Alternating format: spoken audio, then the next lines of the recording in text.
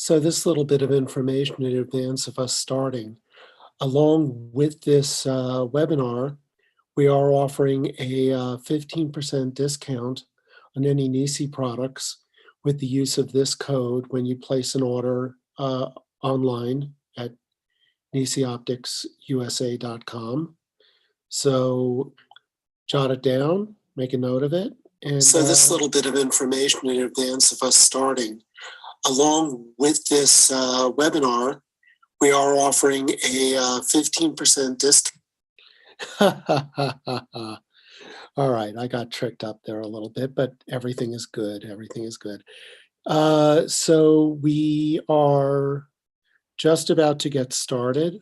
Let's just give it a few more minutes for a few more people to show up. And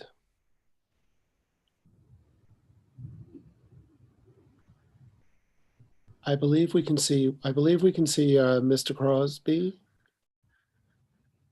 getting ready.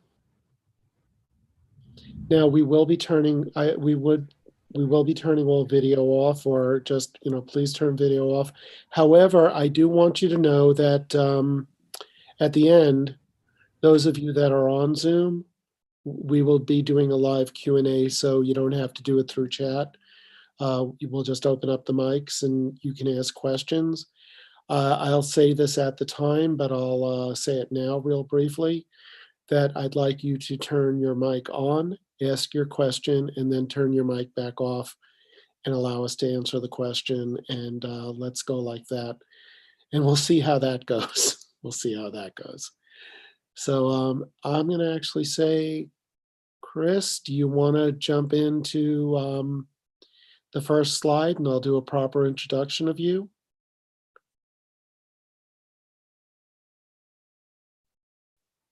There it goes.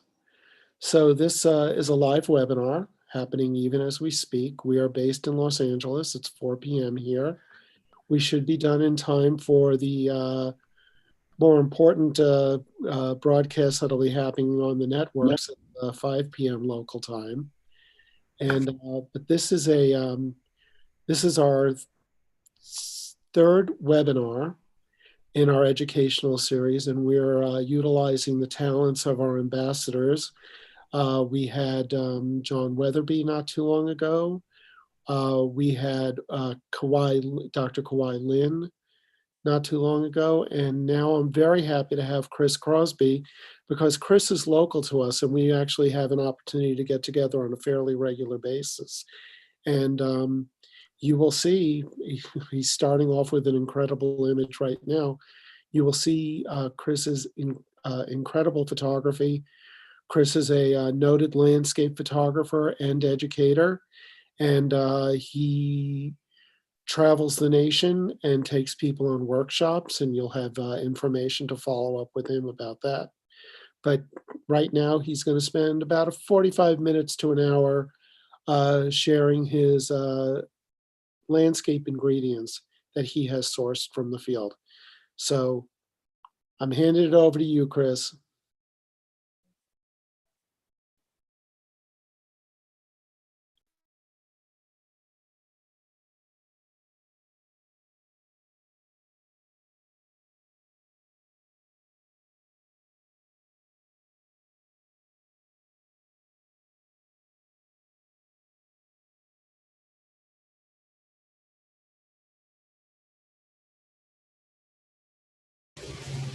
You do know Chris is muted, right?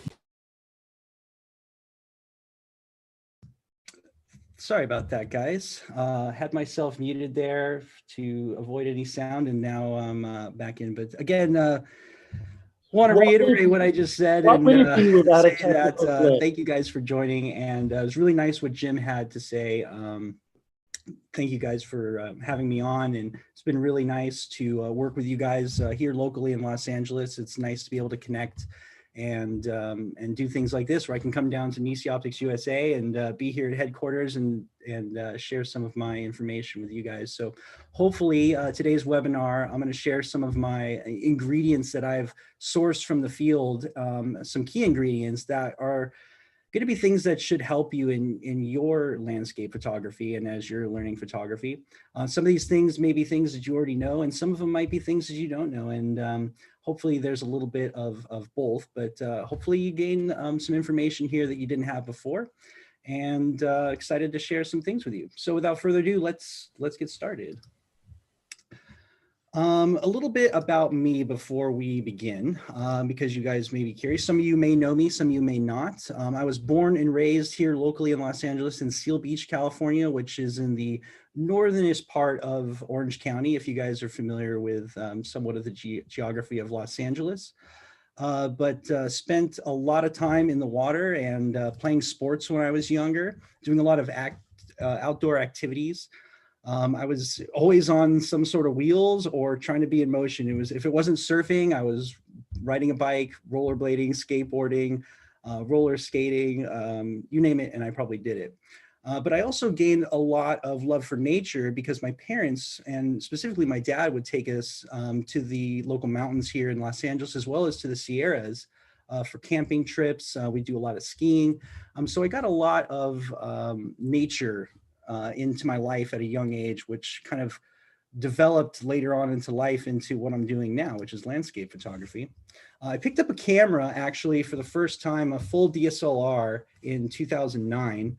The years previous, I was trying to be a photographer with my cell phone, but as you guys might remember, cell phone cameras were not that great back in those days. And so I was looking for more. And at the time, I was doing a lot of hiking in the local mountains and wanted to document what I was seeing and what I was experiencing. So my brother kind of influenced me into picking up a camera, and picked one up in 2009 and started fiddling with it and learning about photography. I didn't really take it too serious, and probably till about 2014 or 15, then I really started taking photography serious. And those next couple years, I dedicated myself in the free time I had away from my job to everything photography. I just learned as much as I could, shot as much as I could. I would, read as much as I could, watch as many videos as I could. Like a lot of you, I went to the YouTube University of Photography. And then within a few years, I started getting requests for teaching, and I started teaching in 2017. Got some people asking, hey, would you be interested in teaching? And I thought, wow, at the time I said, well, I really hadn't thought of that, but yeah, absolutely. I'd love to share. So I started teaching and kind of started doing things on the teaching side while still working a full-time job. And then in 2018, I decided to jump ship and made the jump into a full-time professional.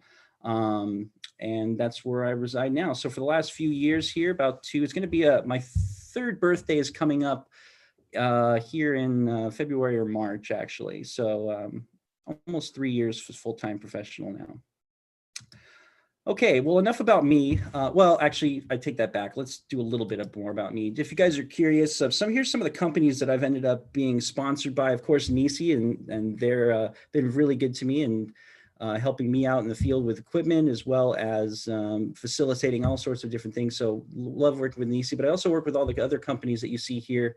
Part of the team, Pixel team, work with Benro. Love their tripods. Work with Datacolor. They have a wide field of products available for color, whether it be monitoring, calibrating your monitor, or calibrating your camera as well. F-stop, Bag, MPix, just a few of the companies that I've worked with. Couldn't fit too many in here, but those are some of the companies that I've worked with in the past and continue to work with. So let's get away from me, as I was trying to say in the previous slide, and let's get into photography. And so the question that I propose is, what makes a great landscape photo?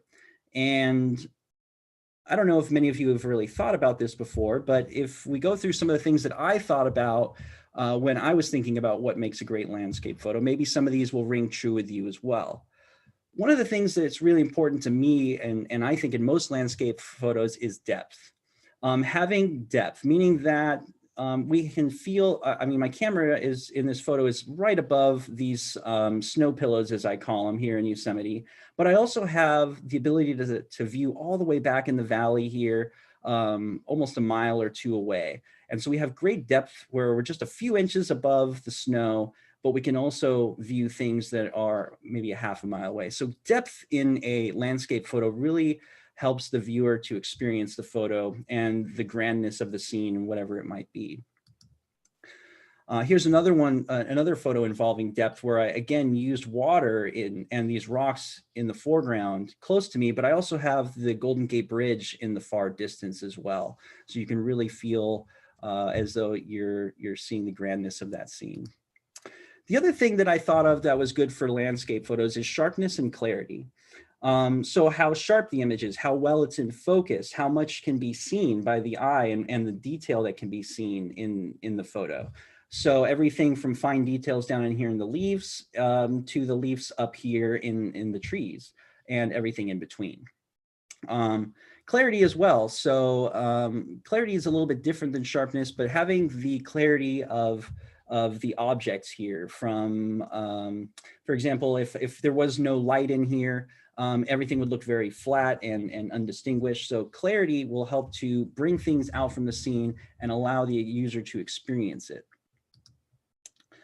Again, here with the sharpness and clarity, here's a shot where I actually took many focus shots, one here in the foreground, another one out here in this foreground, and then some shots at the focus of the bridge to make sure that everything was in focus. And that's always very important to make sure everything's in focus in a landscape shot. If this was blurry or the Golden Gate Bridge was blurry, it would kind of take away from the photograph. The next thing I thought of with great landscape photos is color. And that's not always true. There's great black and white photos, but today modern colored digital photography, color is very important. That could be great color from a sunrise like you see here in Yosemite, where the sky just went what I call apocalyptic. And it was probably one of the best sunrises I've ever seen in my life, actually. But it could mean the color from a great sky. It could also mean color in the foreground and contrasting colors. Like you have the orange and the blue here of the blue skies and the orange poppies here at the super bloom in Southern California.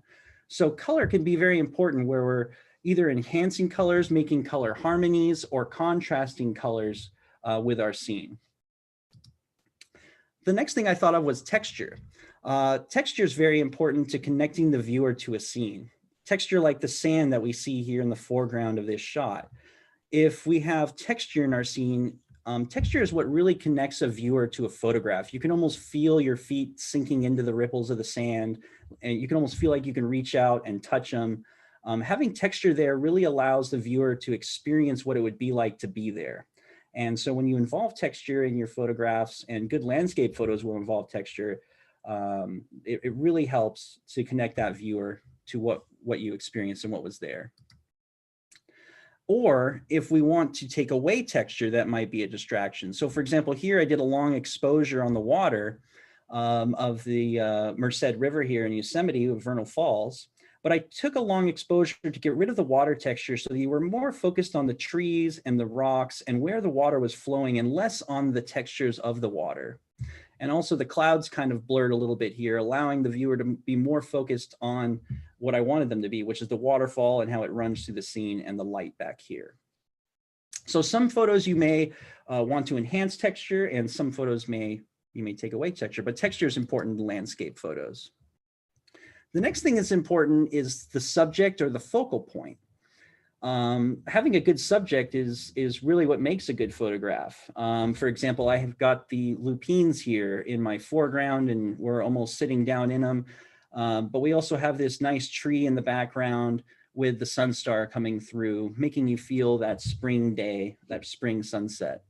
But focal point, so I'm really, when I say focal point, I'm meaning where are you focusing the viewer on? So I'm not focusing the viewer on the sun star so much, that's kind of a second additive, but really I'm focusing the viewer on the foreground here and the lupines, because that's really what we were highlighting here with the photograph.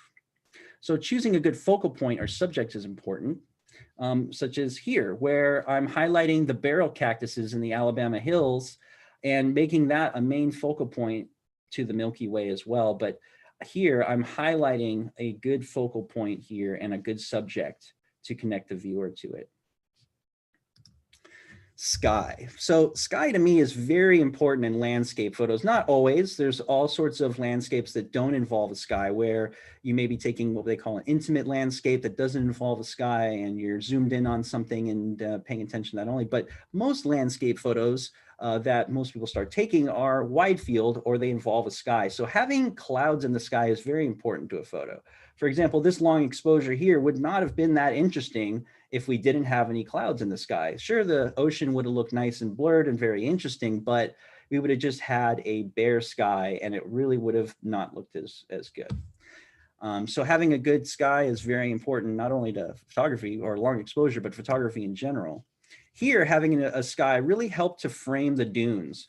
If it was a blue sky, the eye would have been immediately distracted by that blue sky and looked immediately up here, where I wanted the viewer to lead into the photo from the bottom and use these lit textures here to slide along the curves of the dunes and out here. So I wanted the viewer to be focused here. And the sky kind of helped me to frame that in a way that really pushes the eye down into the light and into the main subject.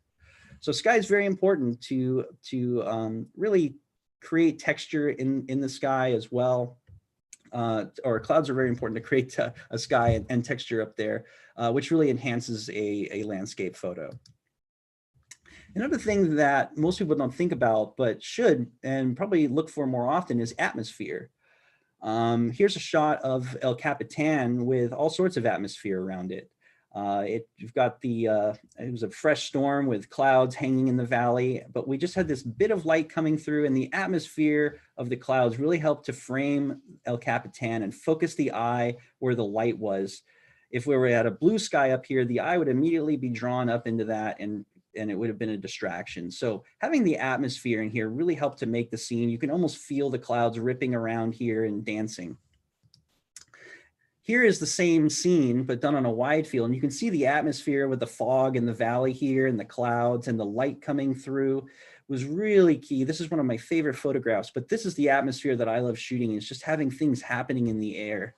It allows light to seep in and be diffused. You can see the light just kind of filling through the fog here and really creating a wonderful full-blown scene. Atmosphere is super important and something I look for often when I'm shooting landscapes. One of the last ones I want to talk about is light. Light is one of the most important ingredients to photography, and especially to landscape. Some light may be better than others, obviously. And for example, here, this is a shot taken in Death Valley at Zabriskie Point. And actually, it may look like the sun is up here, but this is before the sun had risen, and I'm still got enough light to make it look highlighted here. So I chose a softer lighting situation before the sun came up because A, it helped me to get better shadow detail and a better exposure. Oops, I went forward, I'm sorry. The choice of the light helped me to get the scene all in focus, as well as it didn't wash out with too much harsh light, some of the textures and colors in here. And I was really able to make the colors pop out of here. So light is an important ingredient. We'll talk about light a little bit more later on in the presentation, but super important to your landscape photos and choosing a good light. Here I chose a light in the afternoon that was shining onto the hillsides here, and it was actually a little bit of dappled light. This is one of the California super bloom spots out in the California Valley. But choosing a backlight here helped to make sure that everything was nice and even, again, in exposure. But I also like that if I was shooting this earlier in the day, for example, the sun would have been behind the mountain and it would have been much more contrasted here in this area specifically. So choosing a good light, again, very important to landscape and having the right light happening for you. Okay, so now that we've talked about what I think are essential, I guess, components of good landscape photos, keep those in mind as we go through and you look at some of the photos here and you see what the photos that I show, and you'll see some of those same things happening throughout these photos. Maybe not all of them at once, but I try to incorporate as many of those elements that we just talked about throughout my photography and anywhere that I go and take photographs. As we move on here, I want to talk about some of the essential fundamentals to landscape and dive into those a little bit, because those things are what ensure that we get a good quality landscape photo out of it. These are going to be some of the technical side of things. For example, exposure. What I mean technical. There are artistic, and then there's going to be technical side of photography. Technical side of photography is like camera functions, using your camera settings, where the artistic side is more in the range of composition, shutter choice, for example, that sort of thing possibly. So first, to start off with, let's talk about exposure, because exposure is super important, is part of the technical side, but very important to not only the landscape, but to photography in general. Really, photography is all about exposure. It's all about getting a great exposure, the best exposure possible. If this same scene that we're looking at here, if I had exposed it a little bit brighter or a little bit darker, it would have drastically changed the appearance of the photo. So for those of you that don't know, and you should by now if you have a camera, but the exposure is determined by the exposure triangle: shutter speed, aperture, and ISO. Those three components are the mechanical things in our camera, and not so mechanical, I guess, anymore, but mechanisms, I should say, to get a good exposure. And only those three things. So we need to understand those, and we'll go through them as we go on here. I encourage you, if you aren't already, to learn and use manual mode shooting to control your exposure. Yes, aperture priority mode is a nice crutch that a lot of people use starting out early in photography, but the more you can break away from that, the more control you will have over all aspects of the camera. For example, your depth of field, shutter speed, as well as the ISO. So manual mode is really the key to ensuring that you have and are fully aware of what the exposure is.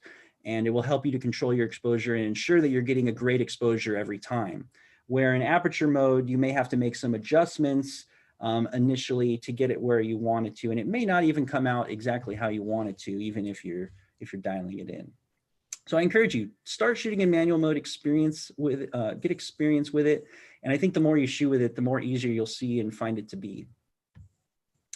So good exposures will ensure good information in all of our tonal range. For example, these highlighted areas here in the photo would have been blown out if I had overexposed or exposed too brightly, and vice versa. As we look at the exposures here in the exposure here in the shadows, if I had underexposed the image too much, thinking about my son here, I would have lost some detail in the shadowed areas here.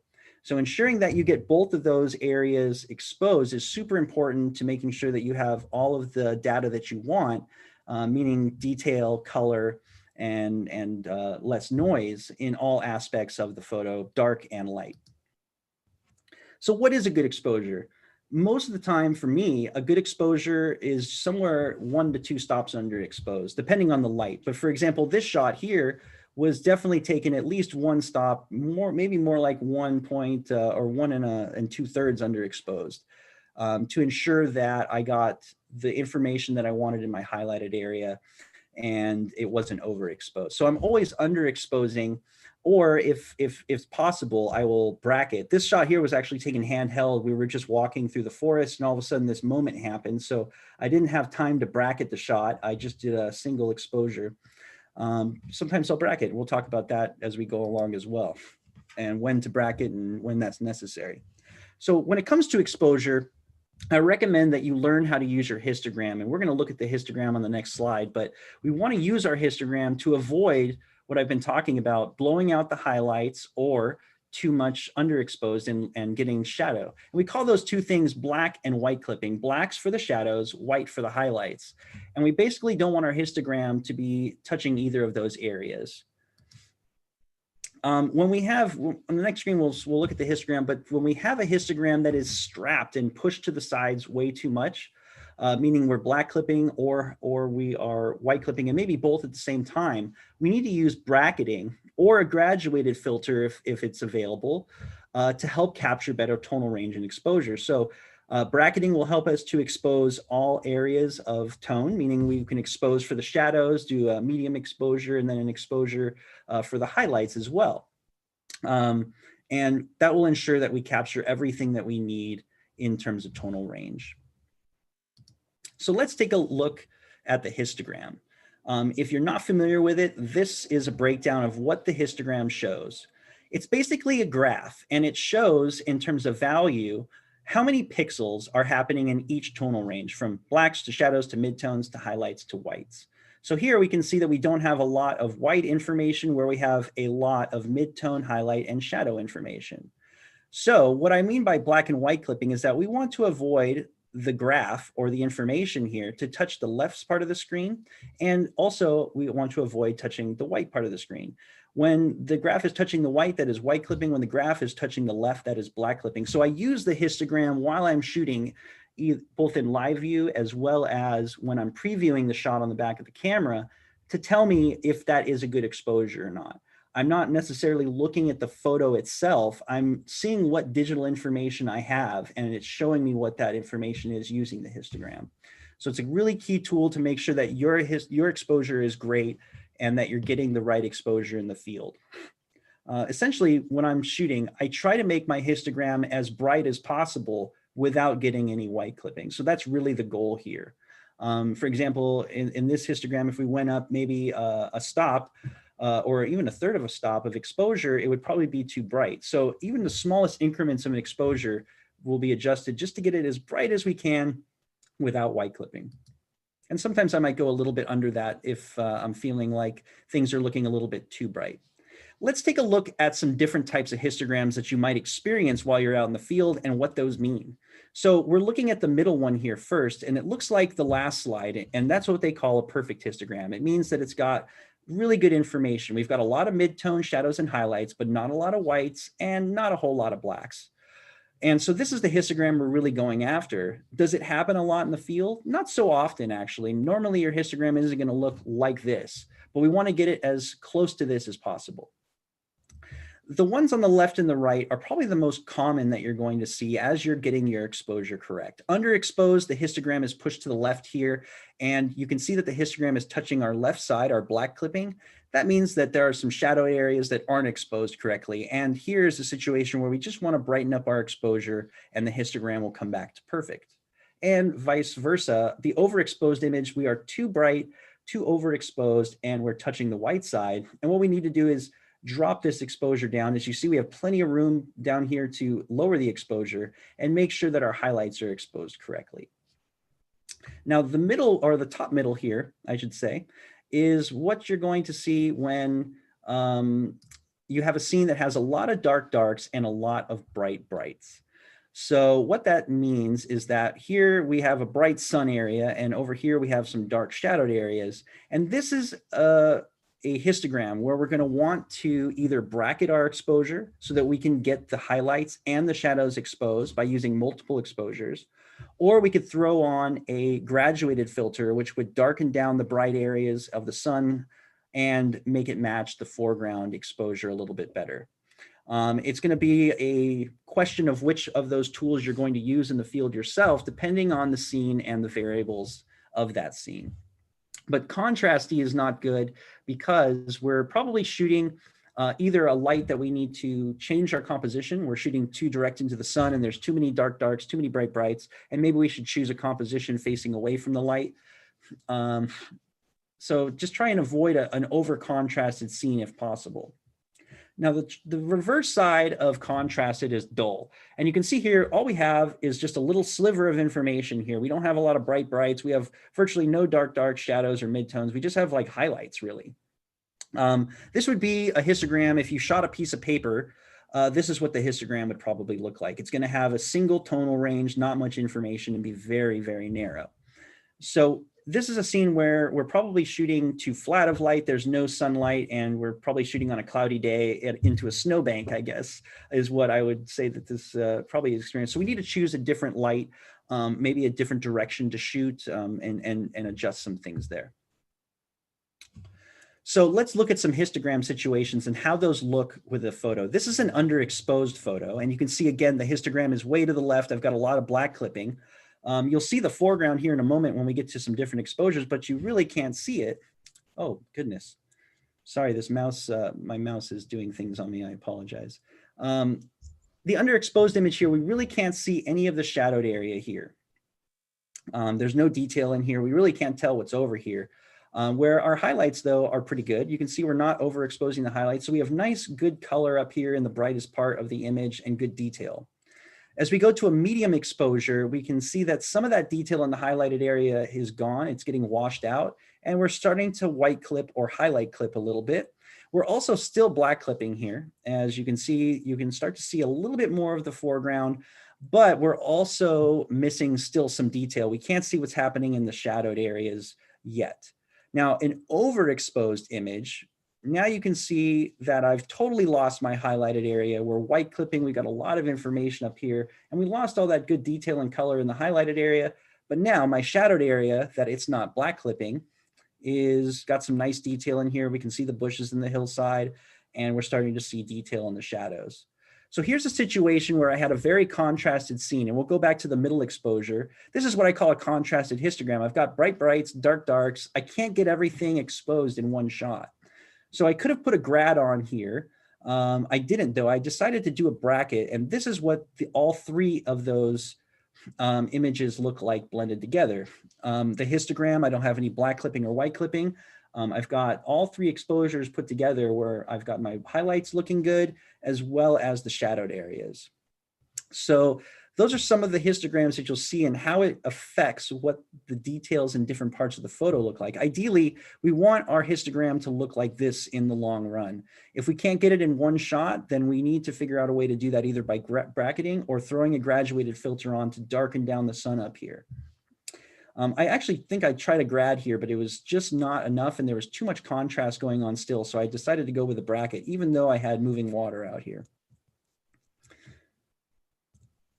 So let's continue a little bit with exposure.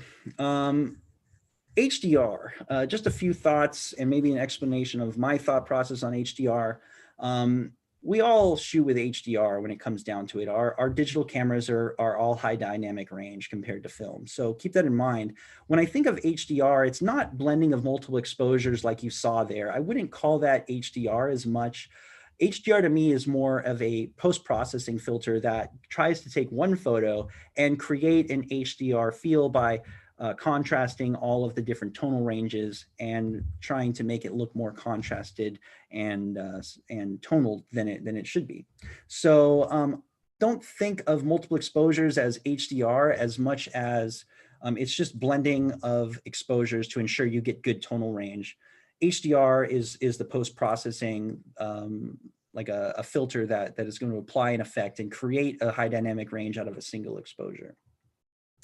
So one thing I want to talk about real quickly is exposure metering. I'm not going to spend a lot of time on each one of these, but I want you to investigate the different types of exposure metering you have on your camera and what you're using.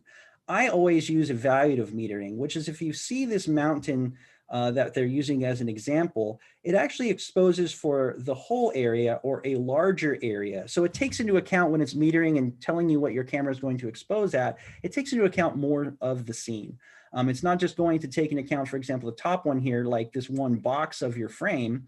It's going to take into account all of the aspects of the frame and find an exposure that meets all of them.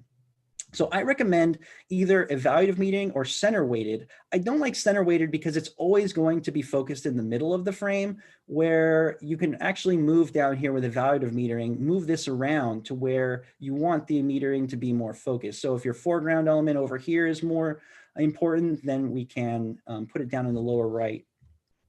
Actually, let me get my pointer out here. So if we want it to be down in this area, and this is what's important, we'll meter in this area so we can move it around.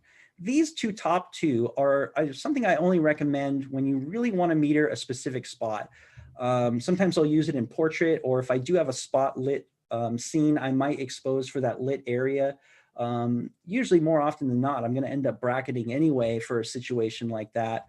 So I'm probably going to end up still using evaluative metering. It's very rare that I use partial or spot metering. So just take a look at that in your cameras and maybe experiment a little bit with how those different metering modes work. But I think you'll fall back on one of the bottom two here. And I would recommend evaluative metering.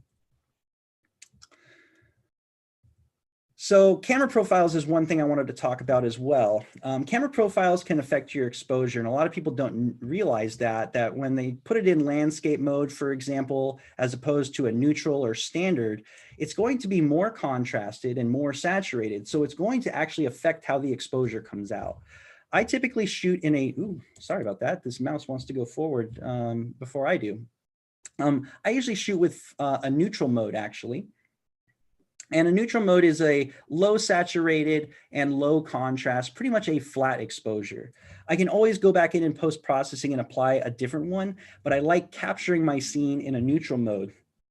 If it's a little bit uncontrasted or unsaturated, that can all be changed in post-processing. So I'd rather capture something a little bit flatter in the field and then go back and recontrast or resaturate in post-processing.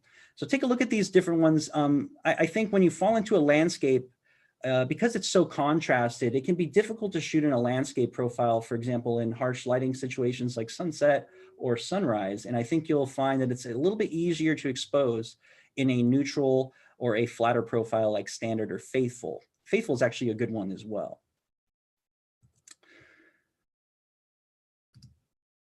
So let's talk about some camera settings that are kind of fundamental to landscape. First and foremost, I know this is probably the most repetitive thing you've heard, but shoot in RAW. We want to make sure that we're shooting in RAW because when we post-process our images, we're able to take advantage of the full capabilities of the file. Where a JPEG, you are not able to edit it without damaging the photo, where RAW is a non-damaging way of editing your photography and gives you the full capabilities to change just about anything. So shoot in RAW for sure. If you're not already, start doing it. And if you're not quite ready to shoot in RAW and you're not editing your photos, you can shoot in RAW and JPEG and you'll still have your JPEGs. But for sure, we want to have RAW so that later down the line, if we decide to edit, we can do that.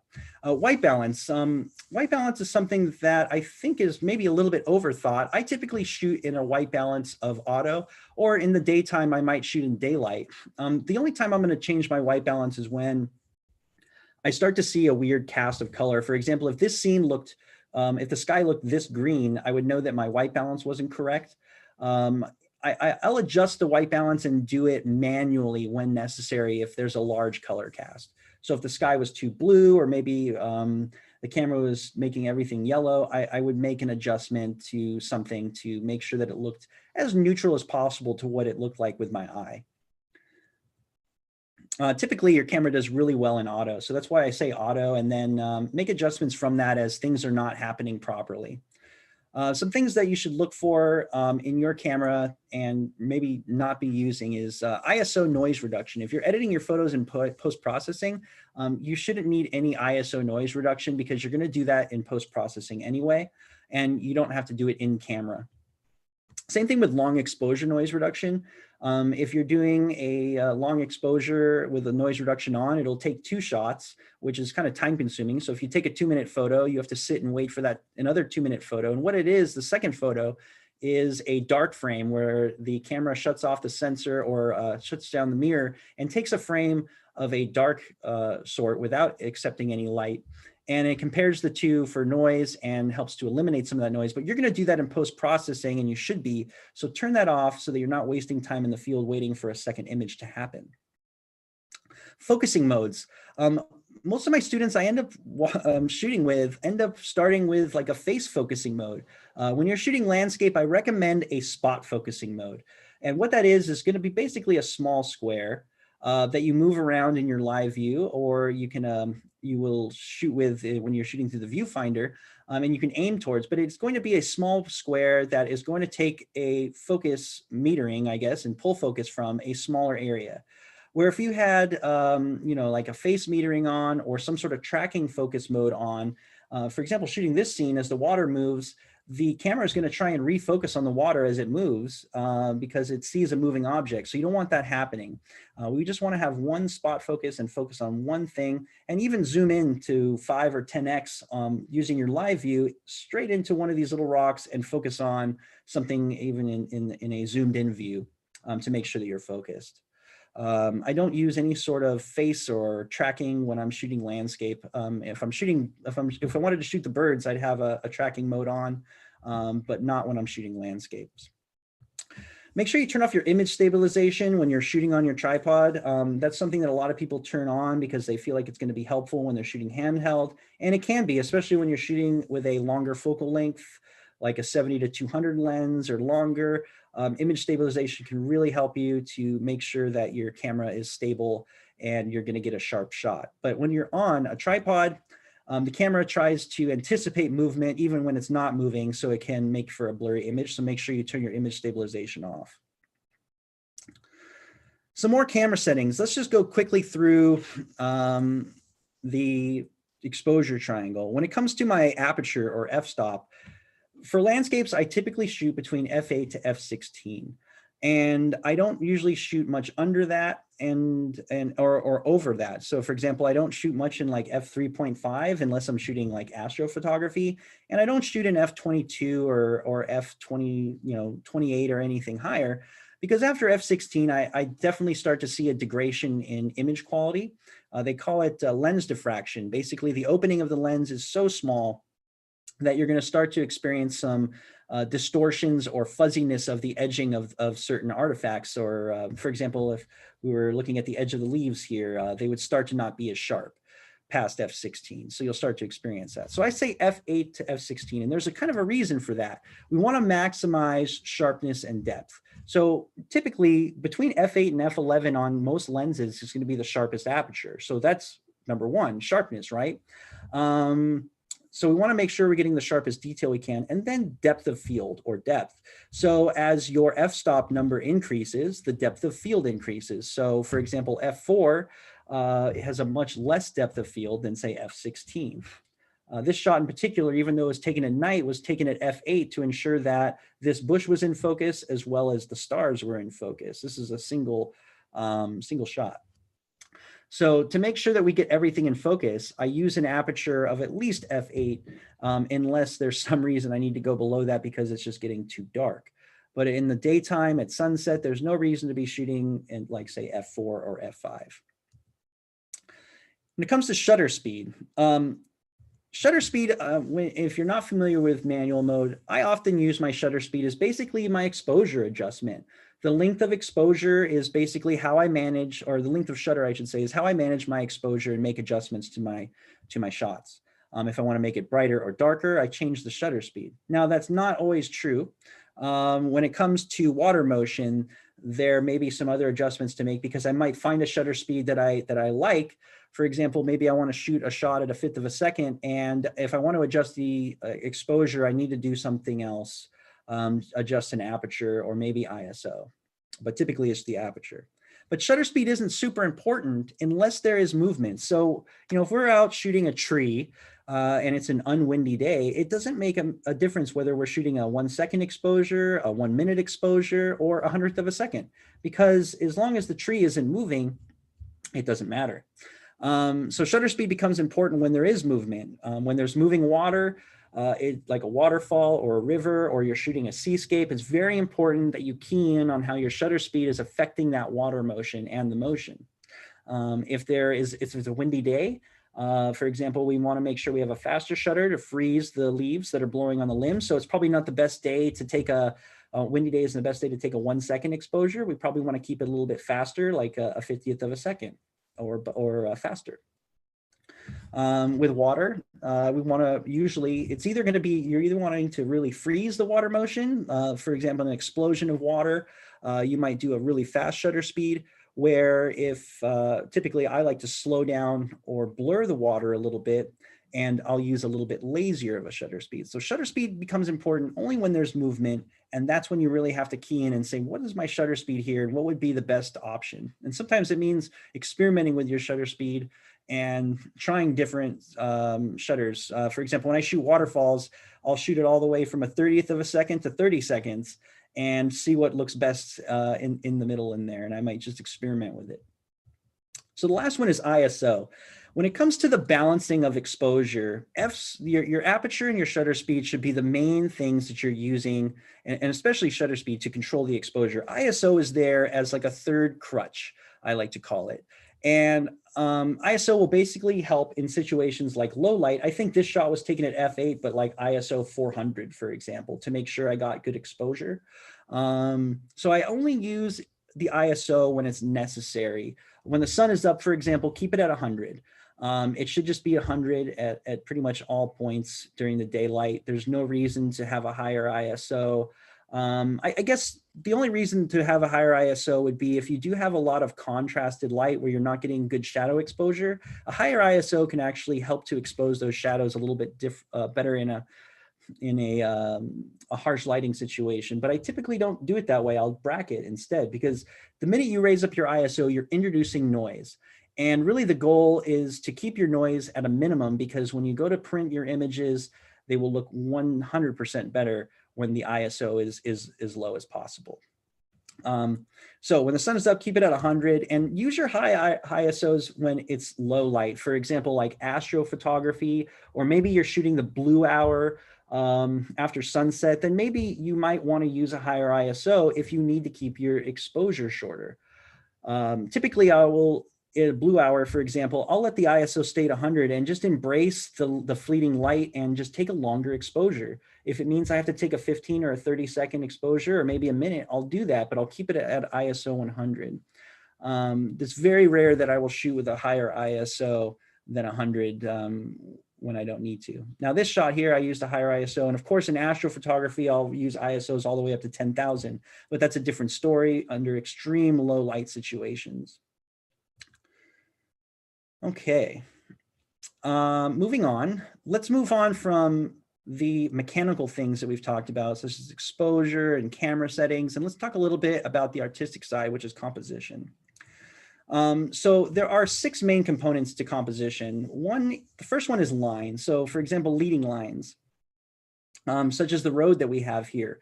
It is not a straight line, but a curved line that kind of leads the viewer into the scene. Lines could also be, for example, horizontal lines or vertical lines. A few shots ago, I showed a lighthouse. That's a vertical line that shows great power. And that's what vertical lines do. Vertical lines, such as the pinnacles here, show power and strength like a monolithic mountain, where horizontal lines typically portray a sense of calmness and restfulness. So 2 different types of lines, vertical and horizontal, have kind of 2 different meanings and feelings. So it's all about the meaning and the feeling of the photograph sometimes, and what lines you include. But here I use the leading line here of the road to enter into the scene. The next one is shape. Shape can come in all sorts of forms. Shapes here are, this one's more of a fractal type of environment, not really anything rhyme or reason to these shapes. But, you know, oftentimes another example of Death Valley is you see hexagons a lot, so you can take advantage of the shapes. Or sometimes we look, one of the missions as a photographer is to find heart shapes in nature. So you have something to post on Valentine's Day for everybody. So finding shapes is important, but shapes in general are going to be a 2-dimensional form or 2-dimensional object. When they become 3-dimensional is when we add the next one, which is form. So without form, or I should say without light, form doesn't happen. Light is what turns a shape into a 3-dimensional form. Think of when you were back, maybe many of you, this might be a long think back like me, but back in elementary school, we had a basic art class, and you would draw a circle, and then you would draw shadow onto the circle to create a sphere. So without that light and shadow, the object does not have a 3-dimensional feel. So having form is very important to a composition, and usually that is by using light. For example, side light here helped to accentuate the shadow and highlight, which really helped to separate the humps and the snow textures here. Snow is often very hard to deal with. It can be very white and blanket, and it's hard to get any type of form out of unless you're using the right light. So form is the 3-dimensional evolution of shape by use of light. Another thing that's really highlighted by light is texture. Texture needs light to be shown best. For example, the texture of wood, or the texture of the bushes here in this shot. To get these textures, you're going to need light again, and it's best shown with at a side light, actually, for both of these, form and texture. Side light will help, or actually texture is okay with overhead light as long as it's at an angle. But again, need light to help highlight these things, but another essential component to good composition, texture. And again, as I talked about earlier, texture really helps to connect the viewer with the scene. You can almost reach out and feel your fingers getting splinters by running them across the wood here. So pattern is the next part of the original elements of composition. Patterns are basically a repeating shape or form. Much like you see the hexagons here down in the playa. I know it's probably a little small for most of you on your screens, but I think you can see them. And these hexagon shapes go on for miles out here. So you can highlight a pattern, you can emphasize the pattern, or you can break a pattern in ways. And you can look for different ways to do that as you explore in different parts of nature. Patterns are sometimes hard to find in nature unless you're really looking for them. Sometimes they pop out at you, but if you're looking for them all the time, it's going to be a tough time to find them. So, but if you can find patterns and use them to your advantage, they can really help a composition as well. Now, the last thing, last part of composition, the principles, I would say the solid core principles is color. Now, color has many facets, such as hue, the saturation, and the luminance of the color. So there's lots of things to consider there, and a lot of color comes out in post-processing, but can also be thought of when you're shooting in the field. This shot in particular, I had been wanting to take, and specifically wanted to take it at this time of the year, which is spring, where everything's green, because I knew that up here the water is very blue and it almost turns turquoise. So I knew that the foliage around this part of the cove here would be very complementary to the scene. You can see that everything kind of flows color-wise. Where if we had a lot of browns and a lot of oranges, it wouldn't necessarily work so well with the color scheme that we have here. So color, you can either, one thing I want to say about color is, you know, there's not a lot you can change in nature, right? We can only plan ahead and think about color and when we're going to shoot that color and what the colors might be. I look for contrasting colors. If you remember the shot we had with the poppies there, the reason why that orange works so well is because you have the surrounding green. So contrasting colors, orange and green, and it works very well. So we can either have complementary colors or contrasting colors. And you can try and eliminate colors. If your scene is too colorful and say you're shooting a tulip farm, maybe you only shoot a certain color or a few colors of tulips, and you're not shooting every single color so that the eye is overwhelmed by color. So those six things are kind of the key fundamentals. I don't really think about those every time that I go out. Sorry, going back and forth here. Or when I'm taking a shot, I'm not really like, oh, do I have all six of these components? I'm more likely just to kind of look for these things as I'm building my composition, and they just kind of come subliminally a little bit. I'm looking for areas of interest and that meet those marks. When it comes to composition tips, I recommend the KIS, or keep it simple, stupid mentality. Don't overcomplicate things, but also take the time to refine your composition until you're completely happy. So I don't try and really, you know, get too complex and spend an hour creating a composition unless I really feel like it, but it's pretty rare. I try and keep things kind of simple. I just kind of find things that work and I utilize those things. For example, here, I did a little bit of wiggle and wiggle to get things placed where I wanted them, eliminate some of the rocks. Like I moved forward to eliminate some of the rocks in the scene. I might have moved the camera up and down a couple times until I was happy with where the horizon rested and how it was situated in the scene. The next tip I have is the rule of thirds. And I know this is a pretty generic rule, but it works really darn well.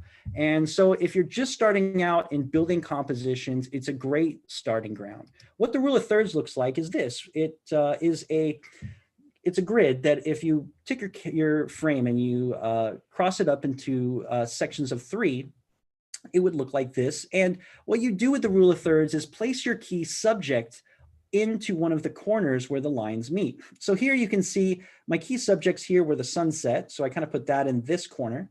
And then the shipwreck and the water motion coming over part of the shipwreck here. So that was really key. So I made sure that these rested on my rule of thirds and made sure that the scene is balanced. The rule of third really helps you to balance your scene from left to right and up and down. So if you're not using it, I use this grid on my camera when I'm shooting in live view to help me create the composition and place key subjects in an area that makes sense. For example, I don't want to center this shipwreck. I want to balance it to the left or to the right. Compositional tip number 3 is to connect elements of the scene together. So I think you've kind of seen that kind of happen throughout some of the photos that I've shown so far, but here I made sure that when I seascape specifically, I use water motion to connect the viewer to the scene and kind of use the water to lead the viewer into the scene, where the water here was rushing in this direction. And it kind of almost creates some leading lines that kind of help the viewer work their way out into the scene and out into the sunset. But I used elements to kind of tie things together. For example, foreground rock, I used the shipwreck here and the water going over the rocks in the foreground to help bring everything together and to connect it to some sort of fluidity. So I'm always looking for elements that are key to the scene, and those elements change as you move to different landscapes, and what is the key element for that area is going to be different. But look for those key elements and what makes this area special and utilize them in your composition. Use subjects both near and far to create depth is a great tip that will really help you to improve your landscape photos. So for example, again, I use the rock up close, which is just a few feet from the camera, but we also have all of this ocean all the way out to the horizon to really give you depth in the scene and to allow the viewer to really experience what it would be like to stand there. So using objects near and far will help you to create depth. Instead of having objects at one depth, just a rock up close, or we don't have any rock up close and we just have things far away. We talked about this with the rule of thirds, but I look to balance my image from left to right. So for example, sunset was here on the right, shipwreck on the left, so that things are balanced. And then we almost come back to the right here. So I'm just kind of swapping back and forth. The rock is pretty centered here, but shipwreck on the left and rock on the right. And then up and down, I just kind of balance things. So using my rule of thirds, I place my key subject here, and that really helps me to balance things, where the key area here is the ocean and the shipwreck, and the sunset is kind of the top third in a way. When it comes to horizons, a lot of people get mistaken by placing the horizon on a rule of third, and that's not always correct. Sometimes it might be, but not all the time. So don't think of a rule of third as where my horizon has to rest. It's more of where your key subject of the composition is going to be. Yeah, we talked about this a little bit earlier, but filling the frame with interest and removing distractions. So I make sure that there's nothing in the scene that doesn't need to be there and everything that does. So in this scene particularly, the clouds kind of stopped up here at the top of the frame, and with my widest angle, even though I wanted to shoot the scene very wide, I was getting this blue area that wasn't really colorful, and it was a distraction to me. So I zoomed in a little bit and removed that from the composition and really had the pinks here frame the top of the frame instead of the blue, because the eye is immediately attracted to blue. It's just, I don't know why as humans we're built to do that, but we are attracted to the color blue. So things like that, removing distractions that take away from what you want to highlight. I wanted the eye to be focused on the shipwreck here, on the water motion coming over it. I didn't want the eye to be looking up here. I want the eye to flow in this way from down to up if possible. Probably the brightest parts of the image do attract the eye, but at least there's some flow both ways to kind of bring you back in there. And the eye isn't flowing up to the top. When it comes to compositions, the best thing you can do is to move your feet or to move your tripod when things are not quite working the way you want them to. Adjust things. That might be a few inches to the left or down or up. It can be the smallest adjustment that can really just make a composition go over the top. I think here, I started a little bit lower and I wasn't able to see all of this girder here, but I raised the tripod up just so the girder was visible just past the rock. And that was the little minor tweak that I had to accomplish there. But those little movements are really what make the difference. Being able to see this area was important. So I made sure to wiggle the tripod around left and right to where I got it just how I wanted it. I went back there, sorry about that. Last thing I have, or one of the last things, I think this is the last thing I have for compositions, is to use both traditional and be creative as well. So traditional principles like rule of thirds, like leaving space to breathe around your subject, all these things. I mean, there's so many rules out there. If you look up the rules of photography composition, you'll probably get a chart that shows like 19 rules that you're supposed to follow.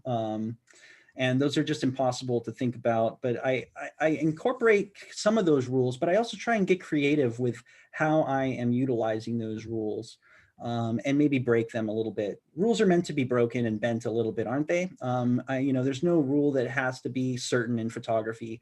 Being creative is what allows you to express you in photography. So make sure that you're using traditional things like rule of thirds, but then get creative with your composition a little bit and see how you can add your own little flair to it. And the last point, I think, is the find the unexpected. So this is kind of one of them. This shipwreck is off the Southern California coast here, and most people go, where is that? Finding the unexpected can really add to the composition and create that wow factor, where the viewer wouldn't expect to see something like that. So look for things that make you go wow, things that you wouldn't expect to have seen while you're exploring and shooting, and utilize those to help create a more interesting composition. Again, the subject is super important to your composition, so finding things that are unexpected and rare are what make a composition really special.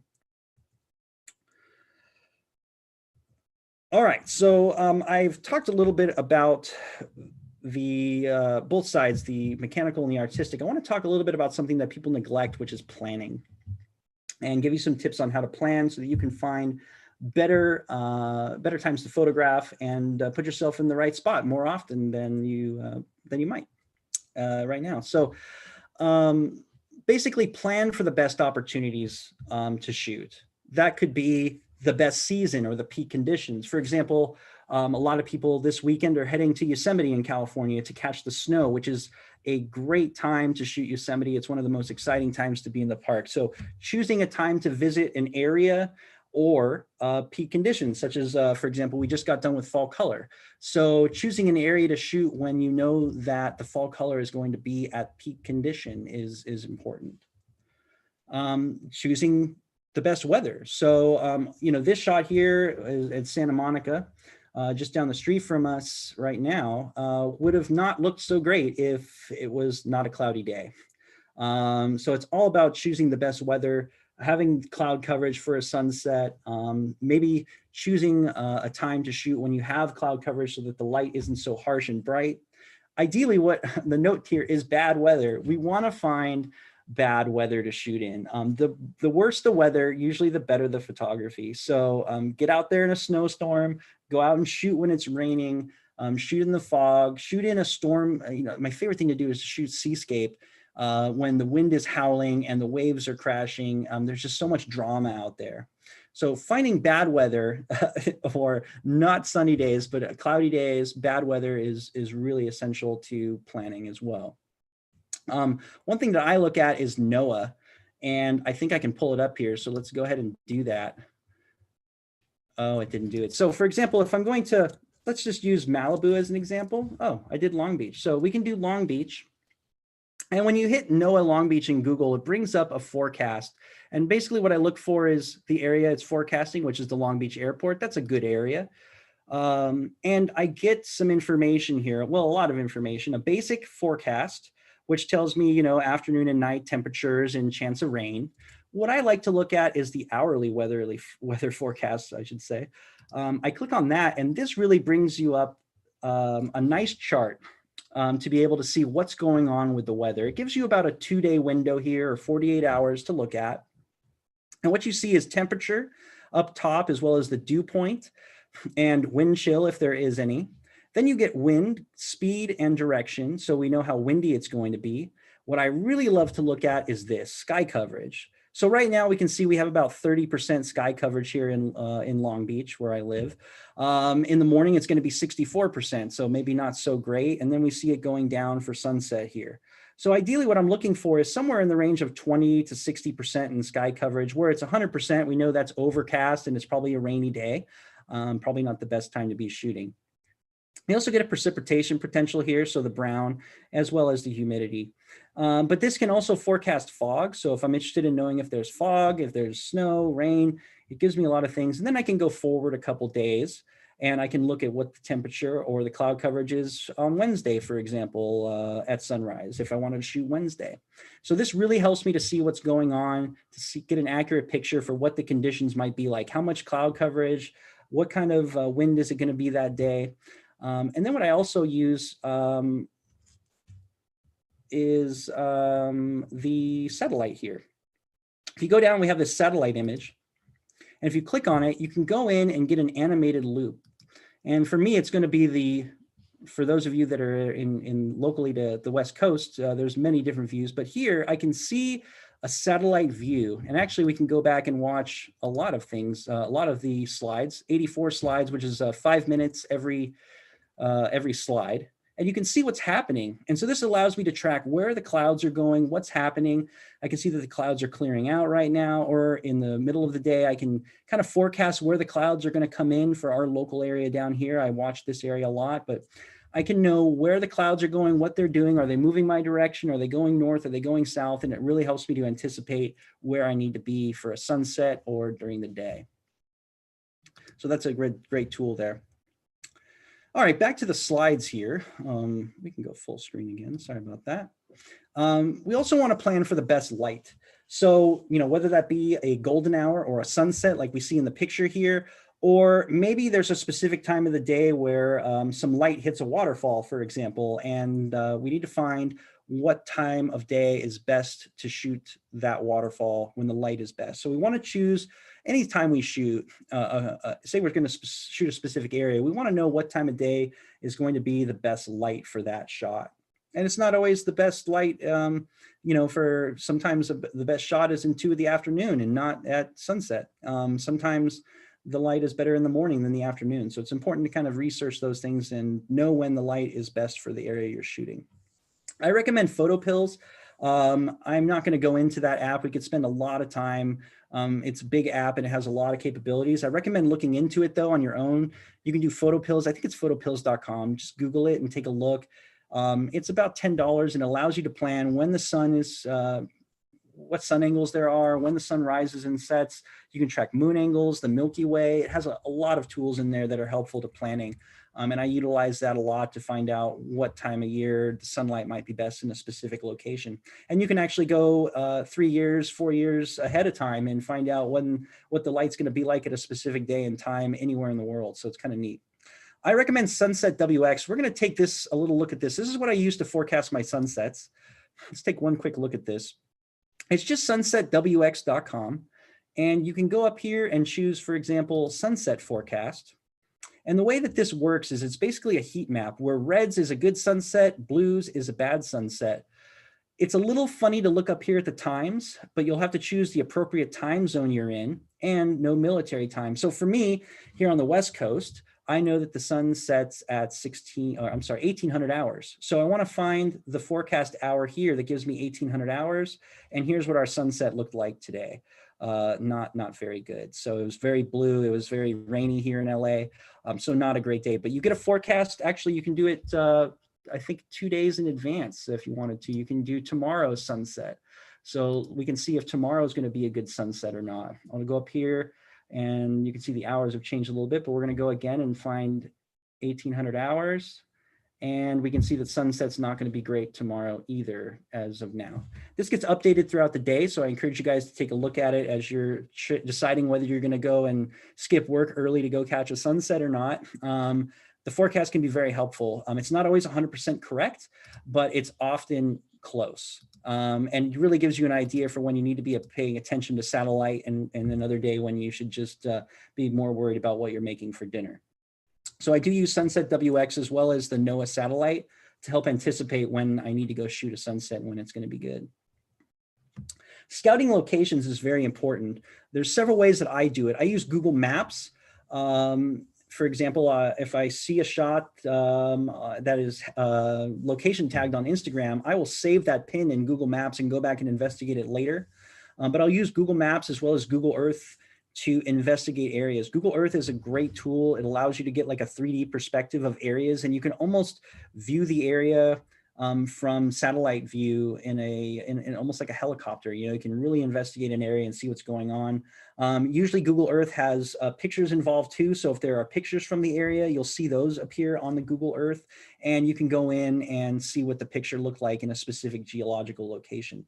So I recommend that you take or geographic, I should say, location, but I recommend you take a look at both of those in your planning and use them to kind of investigate areas that you haven't been to and there might not be a lot of information about. If I'm really, I also just use Google in general to do an image search. So for example, if I was coming to the Santa Monica Pier, I might just Google Santa Monica Pier and see the images that have been taken there, which might give me some ideas for how I might, what I might shoot there and where I might need to go. The last one I wanted to talk about was reaching out to locals. So if you're traveling, it's always a good idea to find a local to hopefully show you around and put you in the right spots. If they're nice enough, occasionally you'll find someone that'll give you a photo tour for free and they're a nice person.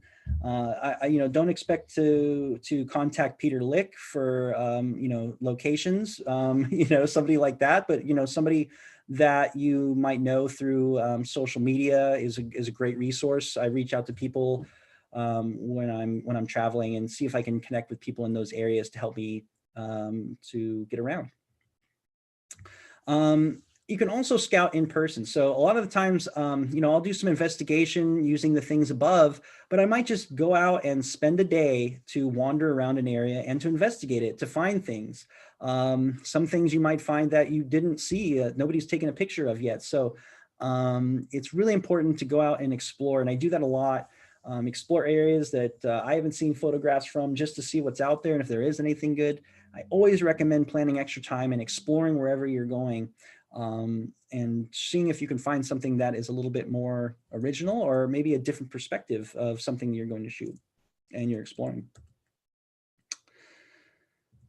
So the last thing, I guess when it comes to fundamentals that I want to talk about is practice. Practice is what makes perfect, I guess. So solid fundamentals, all the things that we've kind of talked about today come from practicing. You're not going to get good at playing tennis by picking up a racket once a year, right? You got to go out and hit the ball against the wall, play matches against people. You got to develop a muscle memory like as in any sport. But like any sport, photography is the same way. Your mind develops a muscle memory, both how to operate your camera and how to take pictures. So if you want to be comfortable and improve, then you need to get out there and practice, lots of practice. Go take photo walks just around your neighborhood and try and do things. Schedule time in your week to go out and shoot. Make that time available to continue to practice and experiment in the field. So again, practice develops that muscle memory. Oops. I left something out there of my slide. I apologize, but it'll develop that muscle memory and make things easier to remember. Learning your camera is really important. So you don't want to have to wonder, how do I change this on my camera? Learn your camera like it's your cell phone. I mean, after a week with your cell phone, you can probably turn your head to the side and open up certain apps because you just have developed that muscle memory and the location memory of where apps are on your phone, right? So the same thing with your camera. The more you use the camera, the more natural it's going to feel in your hand and the quicker you're going to find settings and also understand settings. But I also recommend that you read the manual, understand every function of your camera and the differences in each of those functions. For example, the difference in metering modes, the difference in focusing modes. All of the things that we've kind of talked about today are things that are in your manuals and usually explained to a pretty good extent. When it comes to practicing, you need to learn from your mistakes. When you're reviewing your work, when you get home and you're doing your post-processing, things that you can't fix or problems in areas that you have, take note of those and ask yourself, well, how can I fix that and make that better in the field so that when I come home and post-process, I don't have this problem. For example, if I was shooting this Milky Way shot, oh my God, this mouse wants to go for it. I'm so sorry, guys. It's so sensitive to my touch. For example, if this was out of focus and I came home and I was editing and this was out of focus, well, then I have to think to myself, well, what can I do to improve that focus? Maybe I need to take some different focus shots on the rocks right here. Maybe you overexpose an image at sunset and when you go post-process, it doesn't look so great. So then you can remind yourself, okay, I need to pay attention when I'm shooting sunsets to how bright I'm exposing to make sure that that warm area around the sun has good color and good detail. Um, let's talk about light, because light is super important, and I think often is the neglected piece of photography. Light is what makes interest, creates depth, enhances textures. It's really the essential component to good composition, as we talked about earlier. So as a reminder, it's going to be key in creating great form and great texture. So here I had the sun just coming up over the mountains over my shoulder to the right, and it was highlighting the textures in the foreground, as well as highlighting the shadows of the edge of the dunes as they wander off into the distance here. So that light and shadow is really critical. This is a shot that would look really boring if it was taken in the middle of the day when there's no shadows. So having that light at this time was just what I needed, and is essential to making the photo come to life. So when it comes to light, there's three different directions of light. There's side light, like we see here, where the light is either coming from the left or from the right. And it doesn't have to be directly at 90 degrees either way. It could be slightly forward or slightly behind, but it's going to be coming from the side. The next, here's another example of side light that we looked at earlier. We had side light coming from the left here, and it helped me to create the shadow and light that we see in the scene, really creating that depth and texture. The next one is backlight, and that's when the scene is being lit from behind or from in front of us. And that was basically when you're shooting towards the sun.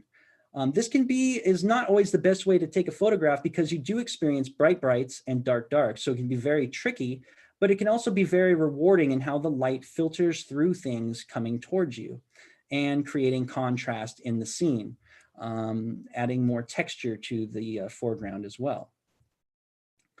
Here's another shot. This is a horizontal version of the shipwreck shot that we saw earlier. With the scene being lit. And I like to shoot, we often shoot sunsets shooting into backlight, and that's probably the most common time that I will shoot directly towards the sun, is at sunset, because that's when you get the reflected light that we would see on the water here, as well as in the clouds. So shooting backlight at a sunset is probably one of the times that I would recommend it, and other times I would choose another form of lighting if you can. So front light is when things are lit from behind us and things are being lit from the front. So the sun is actually coming in this direction, which created the rainbow. So learning how to shoot front lit, or with the light coming from behind us, is something that most people, when they start photographing, they're like, oh, I'm going to shoot towards the sun always. But shooting away from the sun, if it's raining, will get you a rainbow, which is always nice, but can also highlight things in a way that looks great. So when I'm shooting mountains, I'm usually shooting them from a side light or a front lit situation. If you guys have ever been to the Alabama hills, that's a situation at sunrise where everything's front lit, and it really provides a really nice lit scene. So those are the three types of light. Oh, I've got one more for you in the front lit. Here's another example. This one was actually lit at a somewhat of an angle like this. The light was from behind and from the side, highlighting the rocks and creating those nice textures and shadows that we see here. But the light was used in a way to highlight the subject. And as I was saying, side light is usually the best light for photography.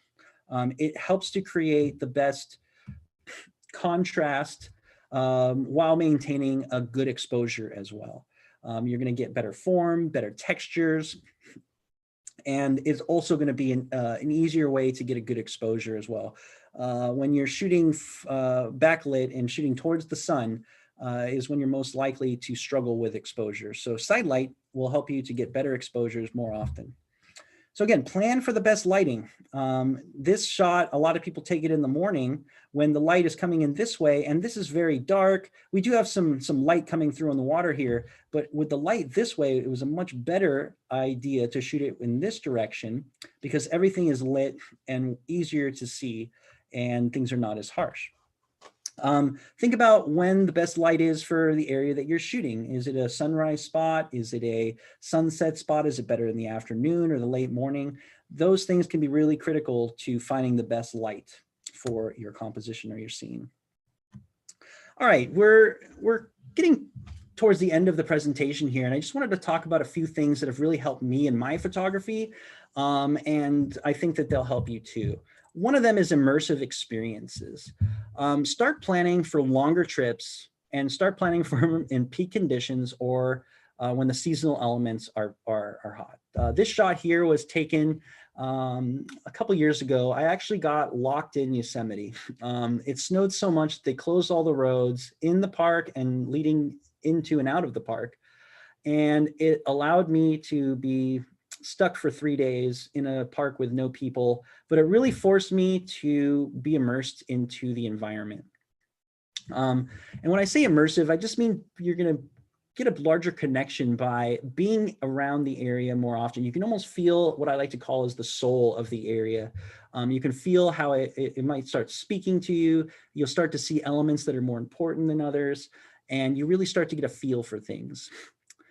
Schedule more time to explore. So like I'm saying, longer trips. I think when I started out photographing, I was a weekend warrior. You know, you get 2 days off, you take a trip to Yosemite and you try and soak up as much as you can, but those 2 days really weren't enough. Schedule more time to explore, and that will allow you to experience more of the area.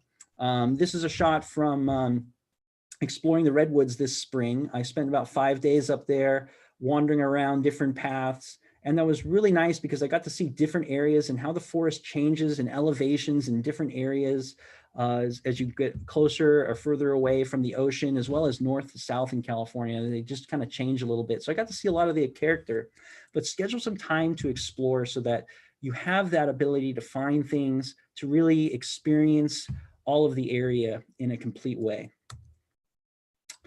It'll also help you to find the best lighting and conditions. So, you know, in 2 days, you're really in a rush mode. Even in 1 day, you know, you schedule 1 day to visit a place that you've never been before, and you're probably going to end up wanting to go back because you just didn't get the right light.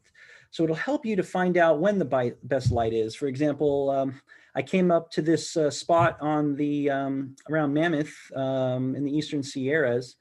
But I came here at a time of day that wasn't the best. So I figured it out and found the time of day that would be best lit, and came back the next day to get the shot in a way that looked better.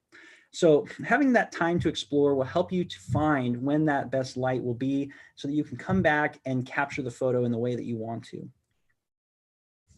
It's also going to help you get the feel of the land and its character.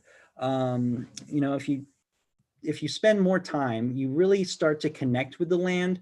You start to experience what things are kind of important, and that will help you to find better compositions as well, and maybe highlight things that are going to help you to express how that area felt to you. It really changes in terms of how that feel is in different parks. For example, you know, you go to Yosemite and you're really taken back by the trees, the amount of forest, and then of course, the granite cliffs on either side of the valley. Where if you go to Death Valley, you're really entranced by textures and geological formations and the way that the earth transforms with wind and water and time and heat. So there's different things in different areas wherever you visit, and it's important to kind of experience those things so that you really understand them. I think the first time people go to Death Valley, they don't really get everything that they want out of it because they didn't really think about what was going to be key there. And it's normally just textures. So you got to look for textures a lot, and you're not going to get the grand scenes. There's no trees to kind of play with when you go to Death Valley. So every time you visit, you're going to get the feel of the land and its character, and it'll help you to really highlight the things that are important to that area, which is really the key of photography, is to bring attention to key elements.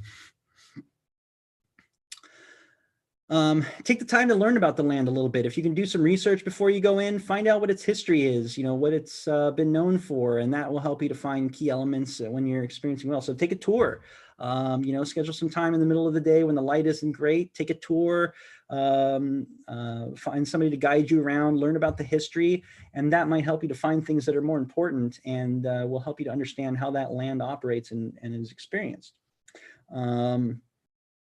About everywhere I go, I try to take a little bit of time to read about the area, its history, how it formed, why it is the way it is. And that usually helps me to find out what I'm going to be looking for in terms of elements. So when you're done with this immersive experience, it's going to help you to connect the viewer with what you learned and what you experienced.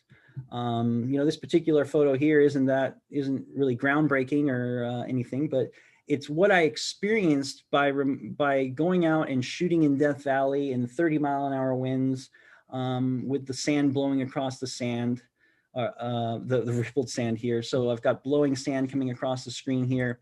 And I wanted the viewer to be kind of reminded of that blowing sand is what creates all these textures, and is what allows us or allows things to kind of develop into sand dunes, into textures. So connect the viewer with what you saw, what you experienced while you were being immersed in the land. So some things, last things here before we're done here. I wanted to highlight some things that are going to help you maybe break the glass ceiling that's holding your photography down, as they say. I think when I'm still that way actually, with my photography. I'm always looking for things that are going to take my photography to the next level or to make me improve.